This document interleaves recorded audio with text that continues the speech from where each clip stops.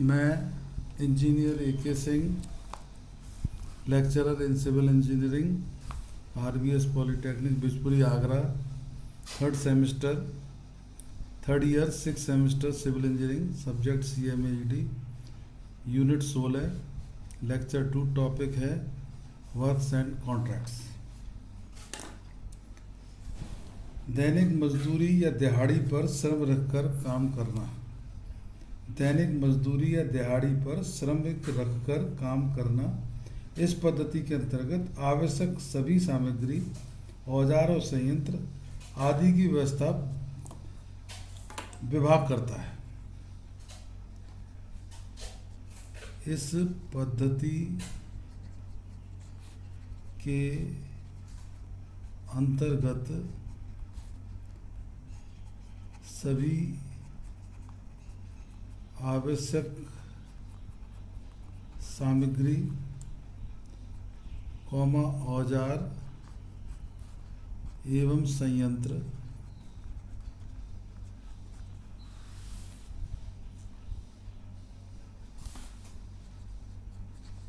आदि की व्यवस्था विभाग स्वयं करता है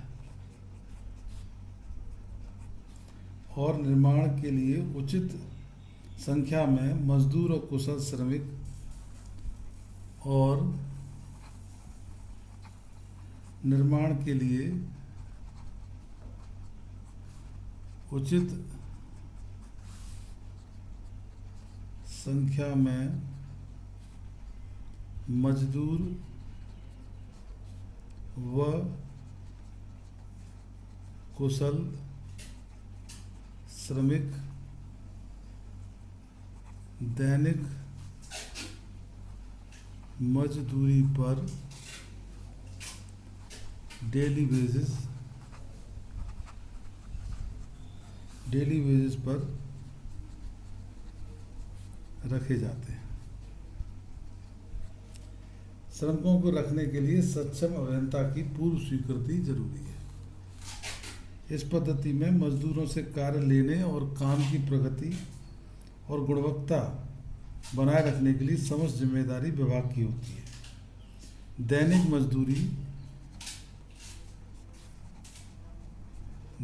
मजदूरी विभागीय दर अनुसूची के अनुसार विभागीय दर सूची यानी कि शेड्यूल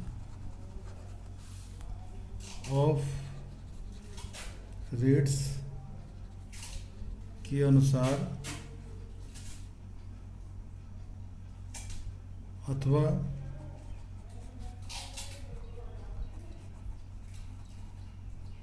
जिलाधिकारी द्वारा उस जनपद के लिए निर्धारित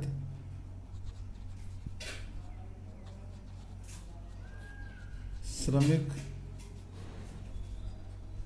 दरों के अनुसार दी जाती है।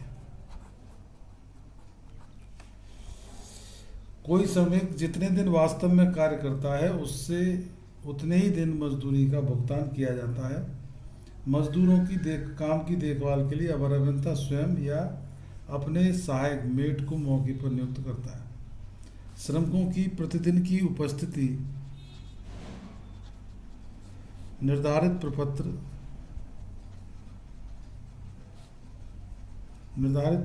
21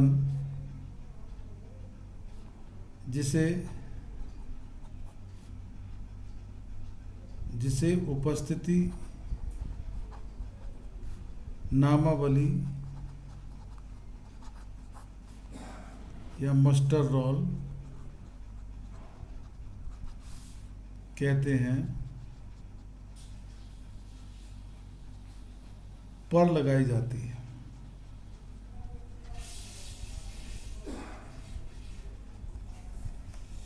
और श्रमिकों को भुगतान भी इसी प्रपत्र पर किया जाता है। इनके द्वारा किए गए कार्य का माप सहित ब्यौरा भी मास्टर रोल पर दर्ज किया जाता है। मजदूरों को भुगतान सामान्यतः प्रति सप्ताह / 15 दिन के अंतराल पर किया जाता है।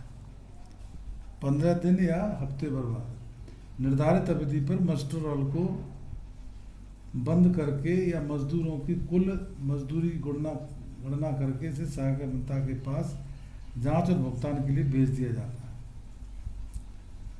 पास किए हुए मास्टर रोल का अवर अभियंता विभाग से अस्थायी अग्रदाय के रूप में धन लेकर श्रमिकों को भुगतान करता है। श्रमिकों की पूर्ति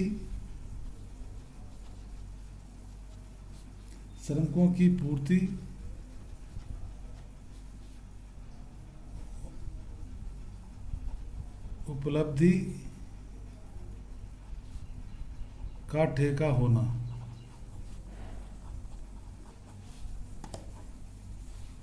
श्रमिकों की पूर्ति या उपलब्धि का ठेका होना। कभी कभी निर्माण कार्य के लिए आवश्यक संख्या में श्रमिक उपलब्ध नहीं हो पाते हैं, जैसे फसल कटाई के समय में कार्यस्थल का आबादी से बहुत दूर जंगल में स्थित होने पर इत्यादि। ऐसी स्थिति में श्रमिक उपलब्ध कराने का ठेका दे दिया जाता है। श्रमिकों की मजदूरी का भुगतान सामान्य ढंग से मास्टर रोल पर किया जाता है तथा उनके कुल भुगतान का कुछ प्रतिशत मजदूरी की व्यवस्था करने वाले ठेकेदार को कमीशन के रूप में दे दिया जाता है। श्रमिकों को भुगतान की देय राशि ठेकेदार को नहीं देनी चाहिए, अन्यथा वह उनको पूरा भुगतान नहीं करेगा। यह पद्धति अधिक प्रचलित नहीं है। तीसरा है श्रमिक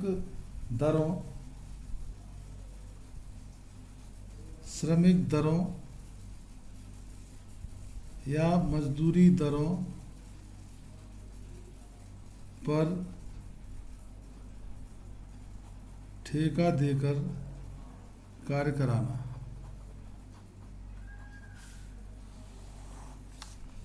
work done by labour rate contract. इस पद्धति में कार्य का केवल श्रमिक ठेका दे दिया जाता है। विभाग कार्य के लिए आवश्यक सभी निर्माण सामग्री मौके पर उपलब्ध कराता है, बड़े औजार और मशीनों की व्यवस्था करता है। ठेकेदार आवश्यक संख्या में कारीगर मजदूर नियुक्त करता है, उनके लिए छोटे मोटे टूल का भी प्रबंध करता है। विभाग से निर्माण सामग्री लेकर अपनी देखरेख में अपने श्रमिकों से कार्य कराता है। ठेकेदार को पूर्ण किए गए कार्य का केवल मजदूरी का भुगतान किया जाता है। शेड्यूल ऑफ रेट्स में प्रत्येक कार्य के लिए मदवार मटेरियल्स और मजदूरी के रेट रखे होते हैं। मजदूरी दरों पर ठेके की शर्त के अनुसार प्रतिशत लगाकर भुगतान कर दिया जाता है। इस धन से ठेकेदार अपने श्रमिकों को भुगतान करता है और शेष अपना लाभ मान लेता है।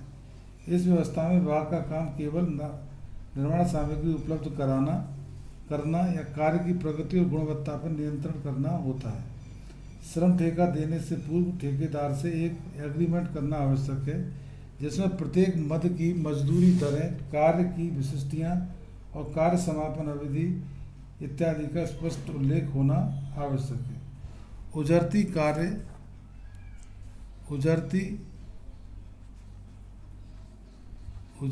कार्य अनुबंध द्वारा कार्य कराना।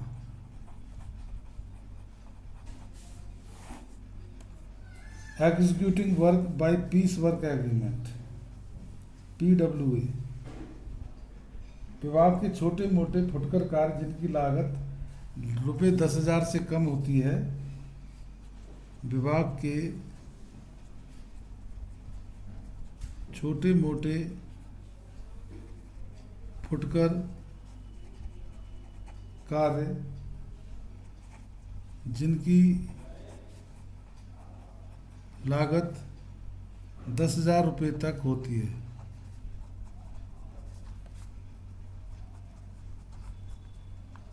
है, उजरती कार्य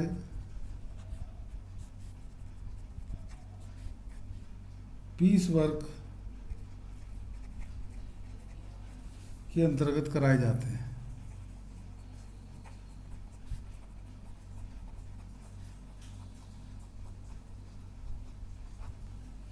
छोटे निर्माण कार्यों तथा सप्लाई के लिए सामान्य ठेका पद्धति के अंतर्गत आने वाली समस्त औपचारिकताएं पूरी करना व्यावहारिक तौर पर संभव नहीं होता है। अतः ऐसे कार्य अधिशासी अभियंता विभाग के पंजीकृत ठेकेदारों से कोटेशन लेकर उजरती कार्य के अंतर्गत करा सकता है। कार्य आवंटित करने के लिए वर्क ऑर्डर दिया जाता है। यह एक साधारण इकरारनामा है, ठेका अनुबंध नहीं, क्योंकि इसमें कोई अर्थदंड कार्य समय पूर्ण न करने पर तथा जमानती धनराशि का उल्लेख नहीं होता है। विभाग नोटिस देकर कभी भी कार्य आदेश समाप्त कर सकता है। उजरती कार्य आदेश में केवल मदों की दर तय होती है, केवल मदों की दरें तय की जाती हैं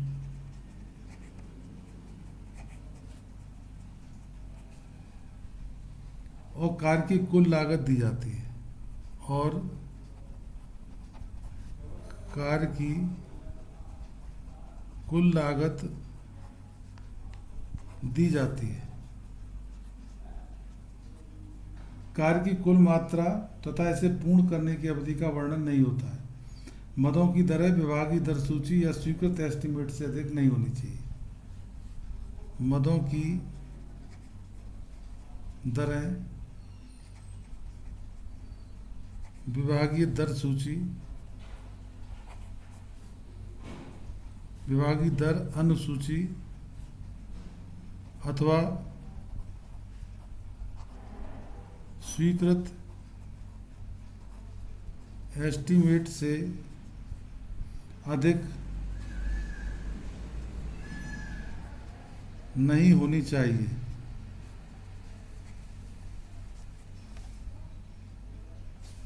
उजरती कार्य संबंधी सामान्य शर्तें। उजरती कार्य संबंधी सामान्य शर्तें। पहला, कार्य और सामग्री की गुणवत्ता। निर्माण कार्य और सप्लाई विभाग विशिष्टियों के अनुसार करनी होगी। कार्य में प्रयोग किए जाने वाली सामग्री उत्तम क्वालिटी की होगी, जिसे खंड और उपखंड अधिकारी द्वारा पास कराना होगा। पहला है कार्य ऑब्लिक सामग्री की गुणवत्ता। दूसरा, दोष रहित कार्य। दोष रहित कार्य का मतलब है दोषपूर्ण सामग्री अथवा निर्माण को अधिशासी या सहायक अभियंता के मौके से हटवाकर या तुड़वा सकते हैं, जिसका व्यय ठेकेदार के बिल से काट लिया जाएगा। तीसरा, अधूरा कार्य। कार्य ठीक न होने पर अथवा अधूरा छोड़कर चले जाने पर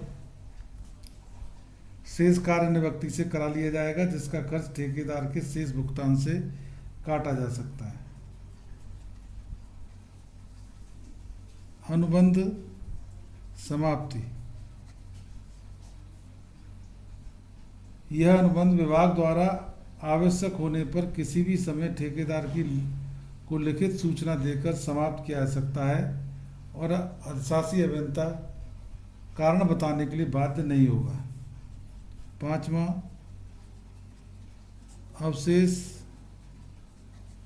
सामग्री का निपटान।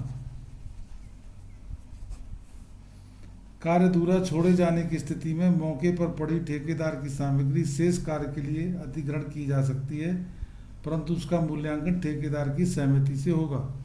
यदि ठेकेदार विभागीय मूल्यांकन से संतुष्ट नहीं है तो वह ऐसी सभी सामग्री को मौके से 14 दिन के भीतर हटा लेगा, अन्यथा विभाग उसके खर्चे पर हटवा देगा।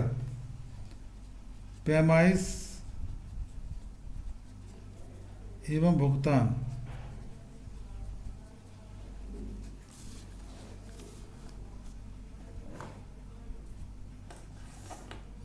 पैमाइश एवं भुगतान।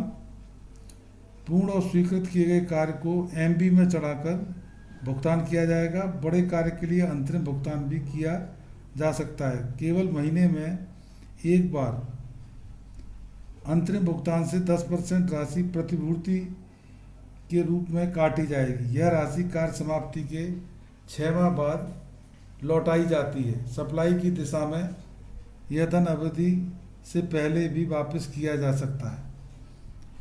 श्रमिक क्षतिपूर्ति। श्रमिक क्षतिपूर्ति दुर्घटना होने पर यदि शासन को श्रमिक क्षतिपूर्ति अधिनियम वर्कमैन कंपनसेशन एक्ट के अंतर्गत किसी श्रम को क्षतिपूर्ति देनी पड़ी तो वह रकम भी ठेकेदार के भुगतान से काट ली जाएगी। अनुबंध सीमा।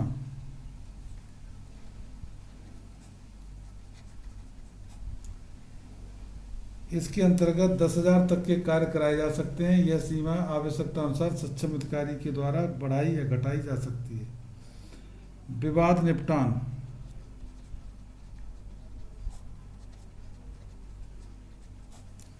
विवाद निपटान कार्य के अंतर्गत कोई विवाद उठने पर मामला निपटाने के लिए अधिशासी अभियंता को भेजा जाएगा, जिसका निर्णय ठेकेदार को मान्य होगा। उजरती कार्यों के लिए कोटेशन आमंत्रित करना। Inviting quotations for piece work. उजरती कार्यों के लिए दरपत्री, इसको कहते हैं कोटेशन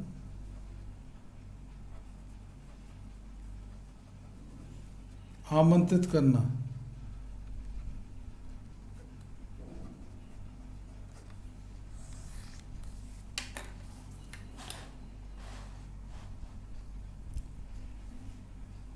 उजरती या छोटे मोटे कार्यों को न्यूनतम दरों पर कराने के लिए कोटेशन लेना अच्छा रहता है। इससे किसी ठेकेदार या सप्लायर को विभाग के प्रति शिकायत का मौका नहीं मिल पाता। खुले बाजार से सरकारी सामान क्रय करने के लिए भी न्यूनतम 3 दरपत्री एकत्र करना आवश्यक है। दरपत्री या कोटेशन मांगना। कार्य का एस्टीमेट स्वीकृत हो जाने पर इसके लिए मोहरबंद या सील्ड कोटेशन मांगी जाती। केवल मान्यता प्राप्त या पंजीकृत ठेकेदार या सप्लायर ही कोटेशन देने का हक रखते हैं।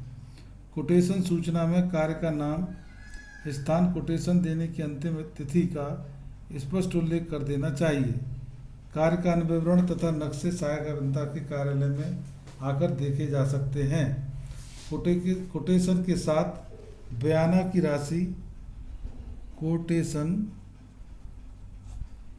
के साथ बयाना राशि, बयाना या अर्नेस्ट मनी नहीं ली जाती।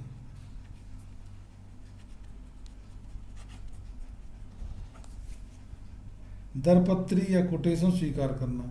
निर्धारित समय पर सहायक या अधिशासी अभियंता कोटेशन खोली जाती है। कोटेशन की दरों का एक तुलनात्मक विवरणी दर्ज कर लिया जाता है। ये यदि कोटेशन विभागीय दर अनुसूची और एस्टीमेट के अंतर्गत है तो प्रदत्त अधिकारों के अनुसार सहायक अभियंता सबसे कम दर वाली कोटेशन को स्वीकार कर कार्य आवंटित कर सकता है। तो पहला कोटेशन मांगना, दूसरा कोटेशन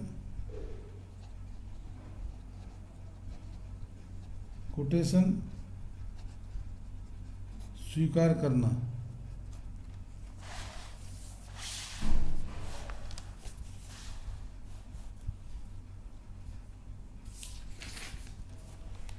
जब कोटेशन में दी गई दरें एस्टीमेट और विभागीय दर अनुसूची से अधिक हो तो वह स्वीकृति के लिए कोटेशन अधीक्षण अभियंता को भेज दी जाती है। इस स्थिति में पुनः कोटेशन आमंत्रित करना उत्तम रहता है। तीसरा, अनुबंध करना। कोटेशन स्वीकृत हो जाने पर ठेकेदार को कार्य शुरू करने का लिखित आदेश दिया जाता है, जिसे उजरती कार्य अनुबंध किया जाता है। कार्य आदेश द्वारा कार्य कराना तथा कार्य आदेश।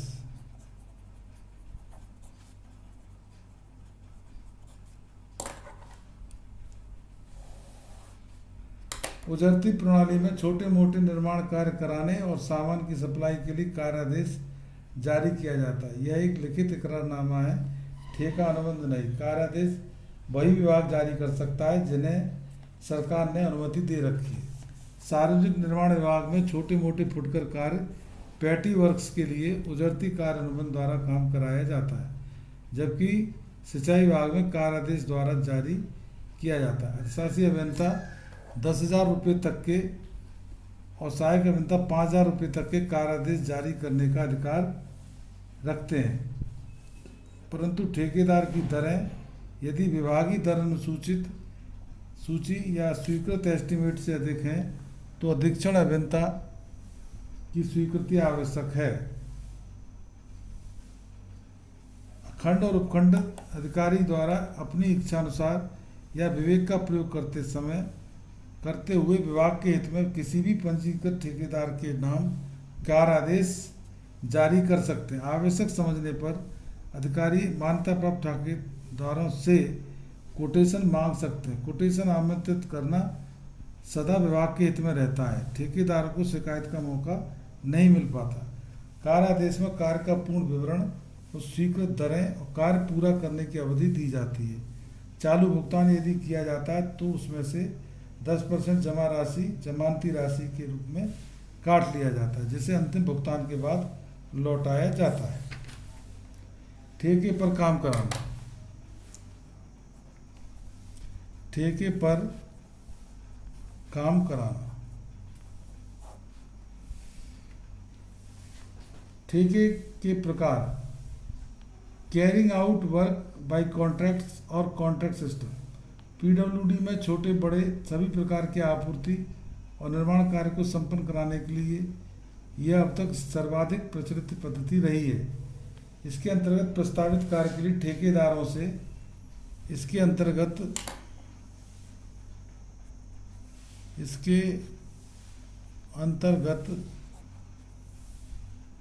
प्रस्तावित कार्य के लिए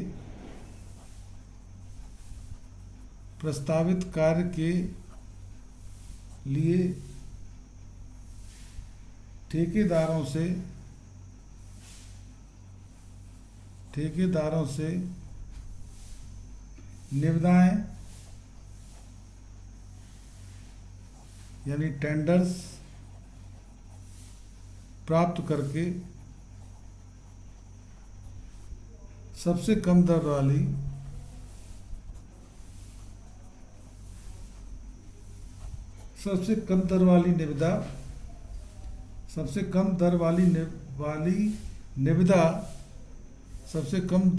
निविदा देने वाले व्यक्ति ऑब्लिक पार्टी को कार्य का ठेका दे दिया जाता है।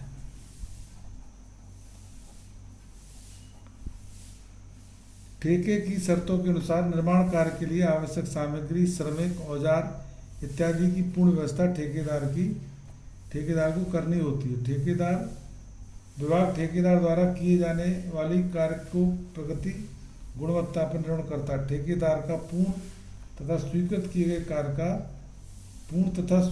किए गए ठेकेदार को पूर्ण तथा स्वीकृत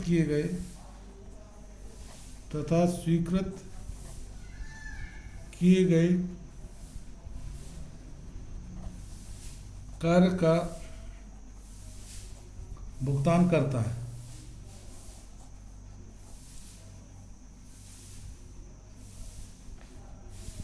विभाग ठेकेदार को पूर्ण और किए जाने वाले कार्य का भुगतान करता है। ठेकेदार के प्रकार। ठेके के प्रकार kinds of contracts. Lump sum contract पहला है एक मुश्त ठेका एक मुश्त ठेका, इसको कहते हैं लंप सम कॉन्ट्रैक्ट। प्रस्तावित कार्य को एक पूर्ण निर्धारित धनराशि में पूर्ण करने का ठेका देना एक मुश्त ठेका कहलाता है। प्रस्तावित कार्य को एक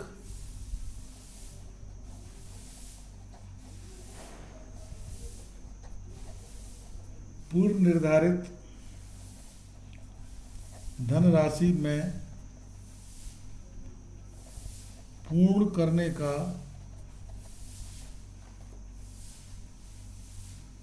ठेका देना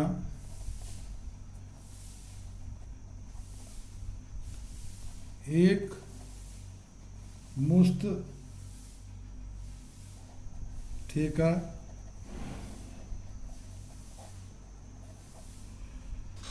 कहलाता है। इस ठेके में कार्य की विभिन्न मदों की सूची और उसके परिमाण पर नहीं दिए जाते। ठेकेदार को प्रस्तावित निर्माण के नक्शे विभागीय स्पष्टियाँ उपलब्ध करा दी जाती हैं। ठेके की निर्धारित राशि में तथा नियत अवधि के भीतर निर्माण कार्य पूरे करना होता है। भुगतान के समय पूर्ण की गई मदों की अलग अलग नाप नहीं ली जाती, बल्कि नक्शे के अनुसार पूर्ण कार्य की जांच करके भुगतान कर दिया जाता है।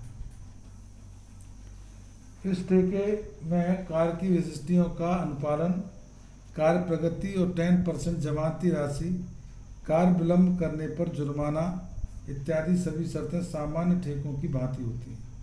एक मुश्त ठेका ऐसे छोटे मोटे कार्यों के लिए अधिक उपयुक्त है जिनको विस्तृत पैमाइश करना संभव नहीं है, जैसे सफेदी प्लास्टर की मरम्मत, पंखे का हुक लगाना इत्यादि।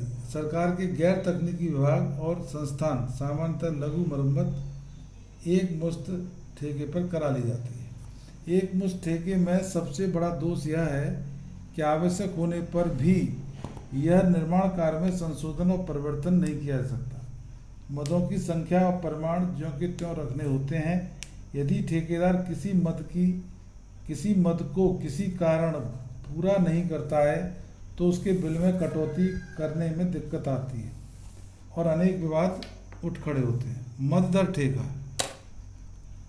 मद दर ठेका इसको कहते हैं item rate contract. Item rate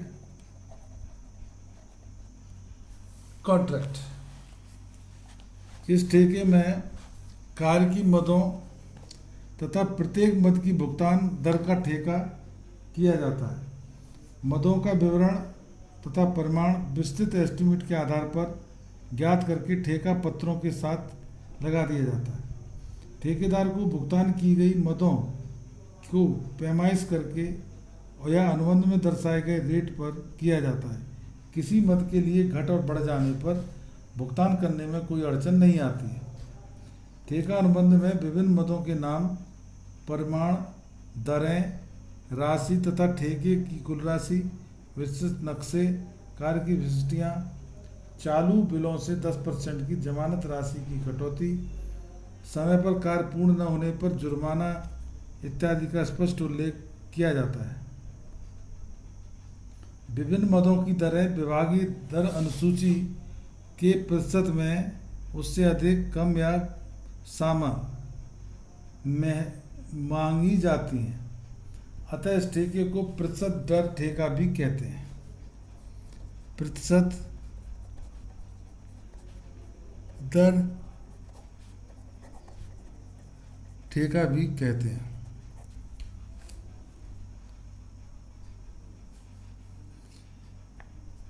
एक मुश्त और मद दर ठेका। एक मुश्त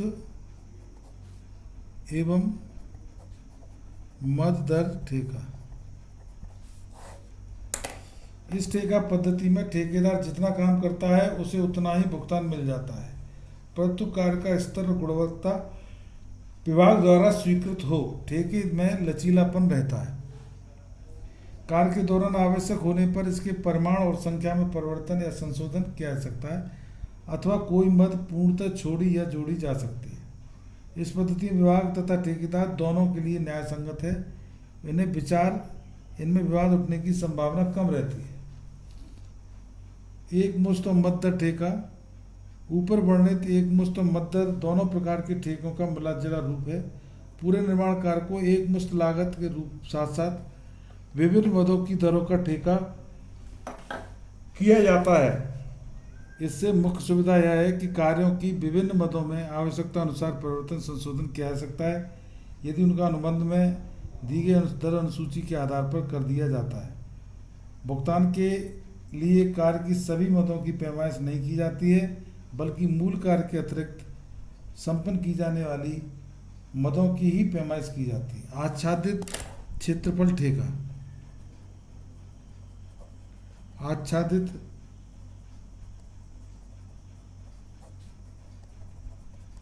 क्षेत्रफल ठेका, कवर्ड एरिया कॉन्ट्रैक्ट। इस पद्धति में निजी निर्माण क्षेत्र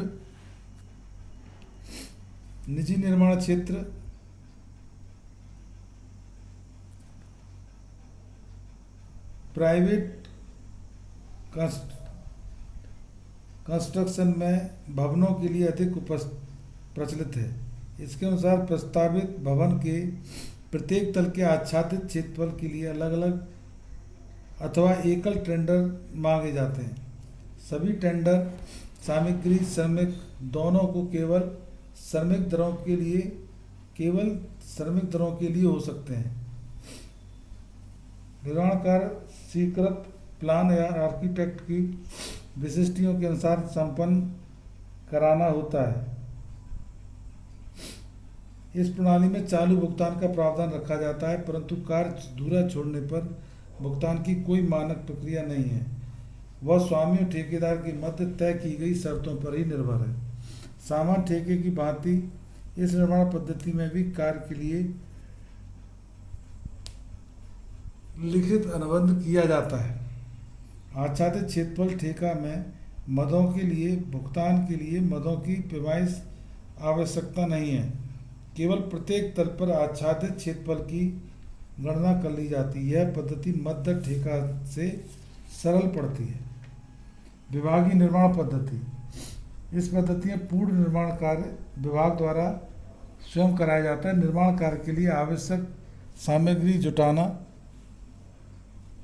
और श्रमिकों की व्यवस्था करना, उन्हें अपनी देखरेख में काम लेना, कार्य की प्रगति और भुगतान गुणवत्ता पर नज़र रखना, पूर्ण किए गए कार्य की पैमाइश माप पुस्तिकाओं द्वारा अंकित करना, सभी अन्य विभागीय अभियंताओं और परिनिरीक्षकों द्वारा किया जाता है। इस पद्धति में ठेकेदार प्रथा को पूर्णतः समाप्त कर दिया गया है। कॉन्ट्रैक्ट्स।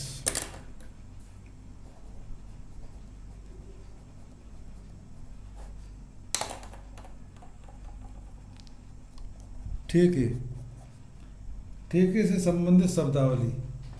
ठेका क्या है? ठेका दो पक्षों के मध्य एक ऐसा लिखित समझौता है, इकरारनामा है, जो कानून द्वारा मान्यता प्राप्त है।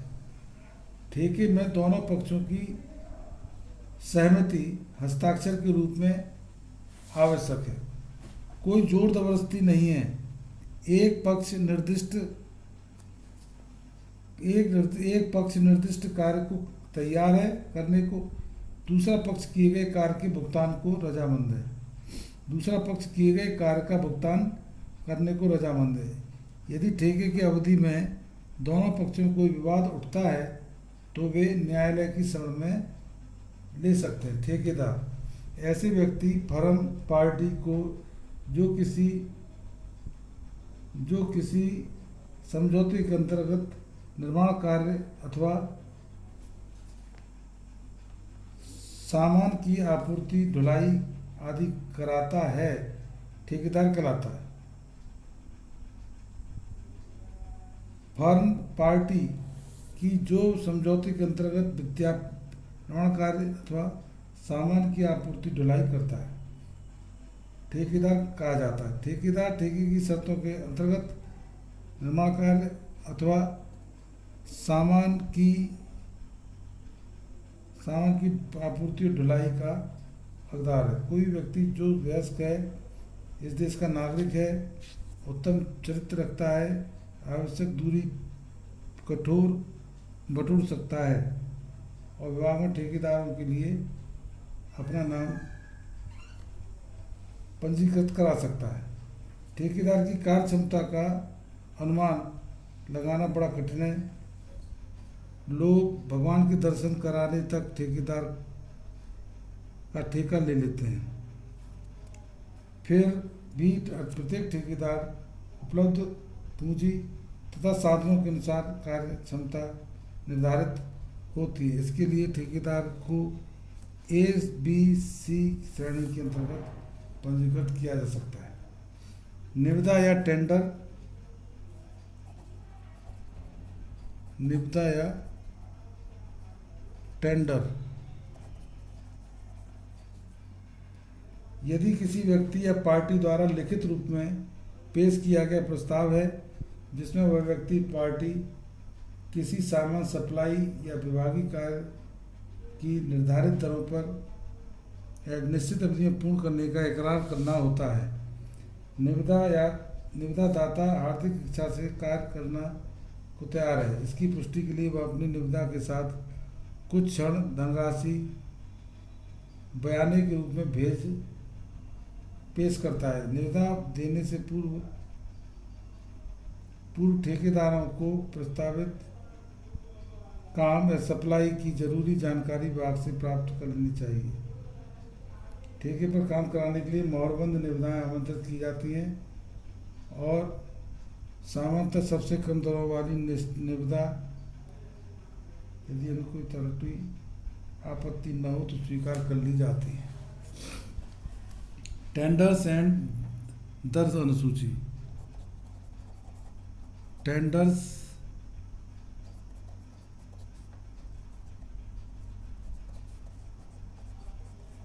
तथा दर अनुसूचित सूची या कोटेशन। टेंडर और कोटेशन में थोड़ा अंतर है। टेंडर के साथ धरोहर की रकम अर्नेस्ट मनी अवश्य होनी चाहिए।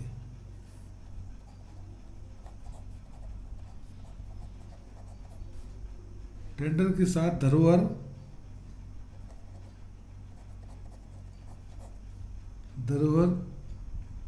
या बयाने की रकम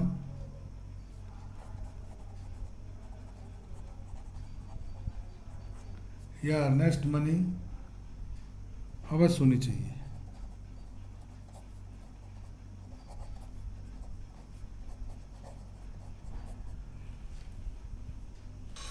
अवश्य होनी चाहिए।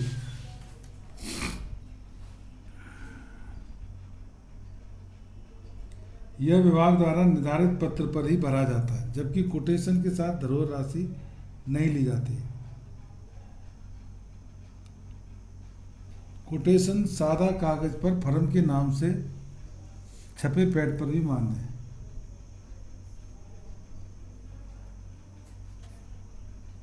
निविदा आमंत्रित करने से पहले कार्य को पूर्ण ड्राइंगें, सभी मदों का ब्यौरा, विशिष्टियां और प्रपत्र तैयार करने के लिए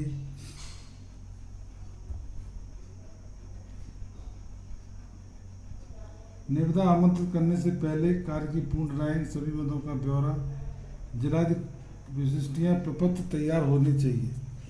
कोई भी बाद में इसमें कोई भी परिवर्तन संशोधन के कारण दोनों पक्षों के मध्य विवाद खड़ा हो सकता है। आपात स्थिति में जैसे नहरें टूटने,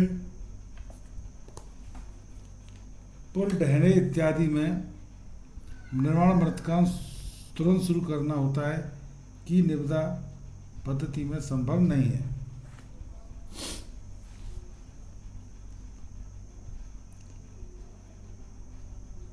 धरोहर राशि या बयाना।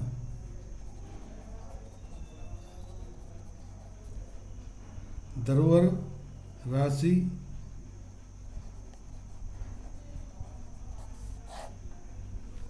या बयाना टेंडर के साथ बयाना के रूप में कुछ धन जमा करना होता है ताकि निविदा दाता अपने इच्छा इकरार के प्रति अपनी सत्यता निभाए। इस धन को धरोहर राशि कहते हैं।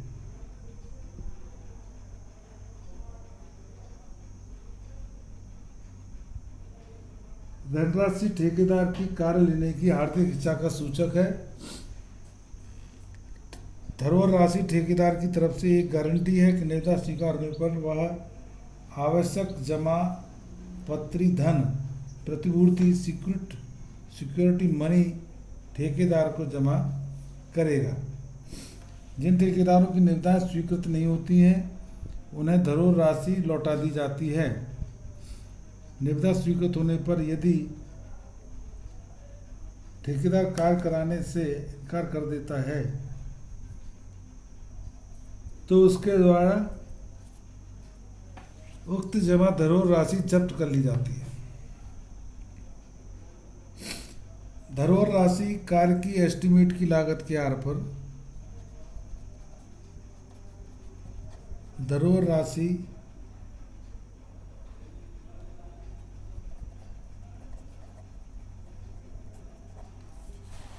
छोटे कार्यों की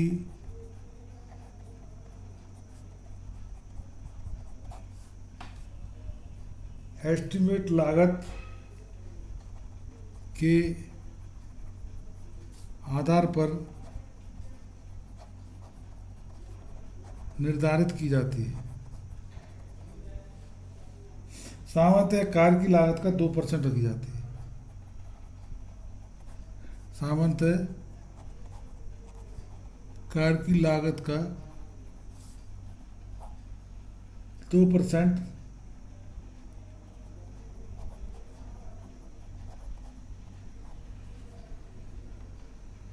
रखी जाती है। रुपये 2000 तक का कार्य 50 रुपये,